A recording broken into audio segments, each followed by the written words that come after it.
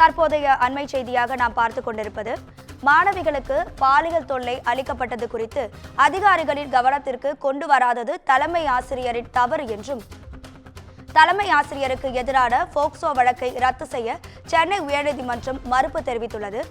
கோவை பள்ளியில் 2018 மாணவிக்கு பாலியல் தொல்லை அளிக்கப்பட்டது குறித்து அதிகாரிகளுக்கு தலைமை ஆசிரியர் தகவல் அளிக்காதது ஏன் என்றும் தன் மீதான வழக்கை ரத்து செய்ய கோரி சென்னை உயர்நீதிமன்றத்தில் அவர் தொடுத்த வழக்கிற்கு நீதிமன்றங்கள் தற்போது மறுப்பு தெரிவித்துள்ளனர்.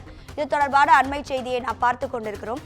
மாணவிக்கு பாலியல் தொல்லை அளிக்கப்பட்டது குறித்து அதிகாரிகளின் கவனத்திற்கு கொண்டு வராதது ஏன் எனவும் தலைமை ஆசிரியருக்கு எதிரான போக்சோ வழக்கை ரத்து செய்ய சென்னை உயர்நீதிமன்றம் மறுப்பு தெரிவித்துள்ளது. இது தொடர்பான கூடுதல் தகவல்களை தருவதற்காக நமது தலைமை செய்தியாளர் சிவா இணைப்பில் இருக்கிறார். வணக்கம் சிவா, உங்க தகவல்களை சொல்லுங்க.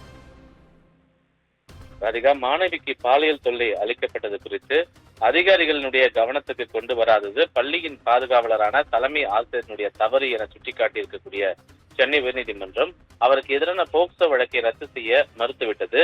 கோவையைச் சேர்ந்த பள்ளி ஒன்றில் படித்து வந்த மாணவிக்கு கடந்த 2018 ஆண்டு பாலியல் தொல்லை அளிக்கப்பட்டிருந்தது. அந்த சம்பவம் தொடர்பாக அதிகாரிகளுக்கு தகவல் தெரிவிக்கவில்லை என கூறி இது தொடர்பாக அந்த பள்ளியில் தலைமை ஆசிரியராக பணியாற்றியவர் மீது வழக்கு பதிவு செய்யப்பட்டது. தன் மீதான வழக்கை ரத்து செய்ய கோரி தலைமை ஆசிரியர் சென்னை உயர்நீதிமன்றத்தில் ஒரு மனுவை தாக்கல் செய்திருந்தார்.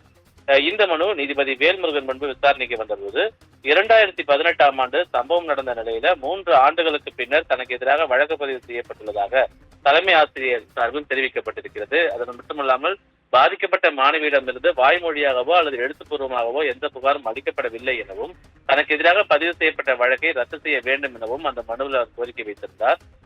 இந்த வாதத்தை ஏற்க மறுத்த நீதிபதி பள்ளியினுடைய காவலர் என்ற முறையில அனைத்திற்கும் தலைமை ஆசிரியர் பொறுப்பேற்க வேண்டும் எனவும் சம்பவம் தொடர்பாக குழந்தைகள் நல அதிகாரி உள்ளிட்டோரிடம் புகார் அளிக்காதது தவறு என தெரிவித்து அவரது மனுவையும் தள்ளுபடி செய்து ஒரு உத்தரவை பிறப்பித்திருக்கிறார். ராதிகா,